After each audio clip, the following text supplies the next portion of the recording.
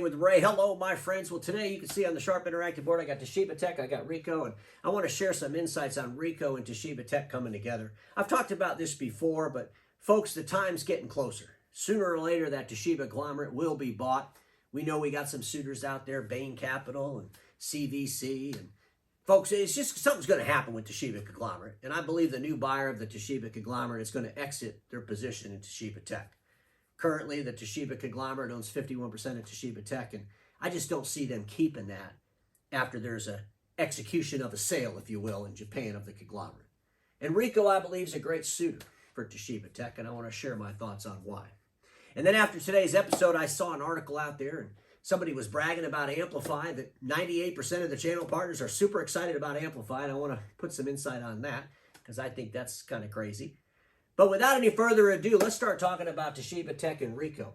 So Toshiba Tec, you know, they just did a joint venture with a company called Elria. But folks, this is so cool. They got these smart shopping carts. And we know that Toshiba Tec's got all kinds of stuff around this retail business, right? The cash register that doesn't take the cashier, we've all used them, right? When you think about Toshiba Tec's retail group, that retail business side of Toshiba Tec, it's all about the future.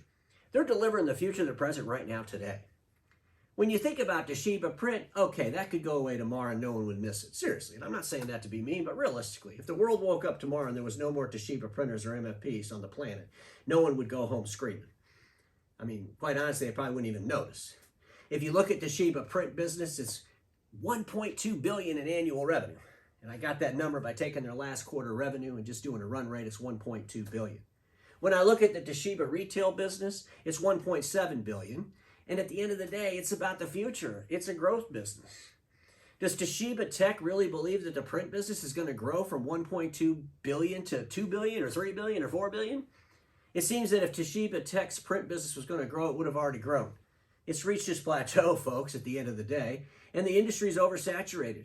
The industry is declining, the print industry. So it's only logical that the smaller players will go first. But think about Ricoh over here with their smart lockers. They're already in the retail space. Think about Ricoh. By the way, Ricoh, what are they? They're almost $12 billion. And we know that most of their business is what? It's B2B business and services, and a lot of that is all print. We also know that Ricoh has those aspirations, whether they want to admit them again or not, that they realize that a lot of their revenue has to come outside of print. But when I see Ricoh gobbling up Toshiba Tec, I see him just completely dissolving Toshiba print. Completely dissolving it. The ad backs that would go to Ricoh would be off the charts. They could be a way for them to really capitalize on some operating profit, something they dearly need. But at the end of the day, folks, they could really have some synergies there on the print side. Get rid of all the Toshiba printers, you know, obviously supply and service them, replace them with Ricoh, let the Toshiba brand just go away completely in the print sector. And then take this retail business, they could do all kinds of things with that.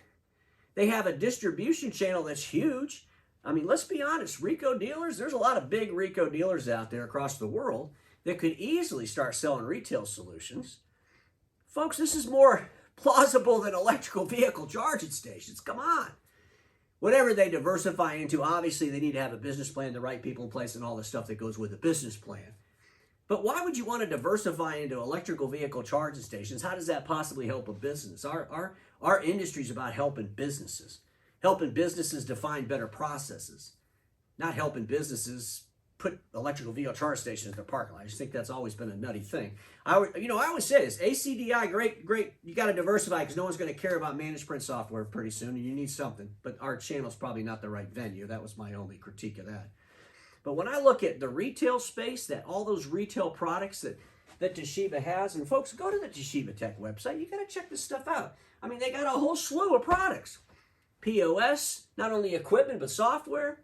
Again, these registers that don't take a cashier, this stuff needs to be fixed. This stuff needs service. You know, our channel could easily call on retail outlets all across, from the small business all the way to the enterprise business. Ricoh and all its dealers could easily sell a whole lot of this Toshiba Tec retail solutions. Folks, there's some great synergies here. There really, really is. And Toshiba being almost a $12 billion company, they could do this, right? I mean, why couldn't they? Why couldn't they? And so I think the deal, you know, here's the other thing. If I was a Toshiba dealer, I would be beating on Toshiba about letting me sell this retail stuff. I'd put a business plan together. I'd meet with their executives and let, the problem is, like our industry always has, is these silos. Oh, well, we don't do that. You got to sell our MFPs. Oh, well, that person does that, and that doesn't help me help. Get over it. Find out who runs the retail business and go talk to them. It doesn't matter whether you're a Ricoh dealer, a Sharp dealer, a Kyocera dealer, any dealer. You should probably go talk to the Toshiba retail group right now. Don't wait for some sale to happen. Go talk to them right now and see if there's any way you could get involved with this retail equipment. Because I really think there's something here, folks. I really do. And it's the future. It's about delivering into the marketplace a diversification that's going to grow in the future. I know there's some people out there still beating on you to get into production print. I wrote an article about that this weekend. Production print's a declining business. We don't need more dealers selling production print. We need the dealers that are selling it right now to get more mature at selling it. Okay? That production print, light production and full production, is still a declining business. People are printing less. The growth is in industrial print, and that has nothing to do with our industry. So don't even go there. That's a whole other episode. But when you think about retail and retail products and retail softwares, that kind of fits into our model. Quite honestly, I believe selling these retail products, servicing these retail products, would be easier than getting into IT services. It really would. Again, it does take a business plan. Now let me end today's episode with this article that I saw out there in the Cannata report. And folks, here's the reality. I'm not just going to say I saw an article somewhere and not reference it. I'm going to reference what I talk about. And so I saw this out here. It says, something to think about. 98% of HP channel partners can't be wrong about HP Amplify. HP's Kobe Elbaz, I hope I said that right, shares the latest on HP's Amplify program, including what's new with Amplify Data Insights. This was written by Scott Cohen. It was published October 5th last week. And folks, according to Scott here with his conversation with Kobe, it was all to do about nothing. All the hype about the Amplify thing, the channel doesn't care. 98% of them don't care about it. They love giving HP data. They talk about in this article they contributed $6 billion worth of revenue.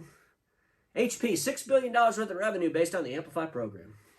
Here's what I want all my dealer friends to think about. Because sometimes you read this stuff, it can be a little bit confusing, and I want to unconfuse it.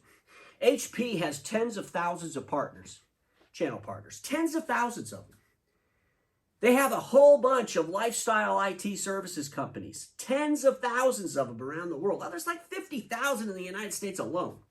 A lot of these organizations are sub $1 million, $2 million, $3 million companies. They don't have hundreds of customers or thousands or tens of thousands of customers like the print channel. And when you see something like 98% of HP channel partners are completely happy with HP Amplify, I think the broader question for our channel is, because I seriously doubt if the IT service community is reading the Cannata report. This is a report based on what? The document imaging channel. Come on, folks, we know that's to be the reality. So if you're looking at all these print dealers around the world, 98% of print dealers with 1,000 customers or tens of thousands of customers don't care about giving the most overreaching OEM in the world, HP, their data. They don't have any problem at all. It's just all a bunch of what to do about nothing. Folks, I don't think it's about nothing. And I don't think a lot of dealers think it's about nothing. So I just think when you see this kind of stuff, you gotta ask more questions.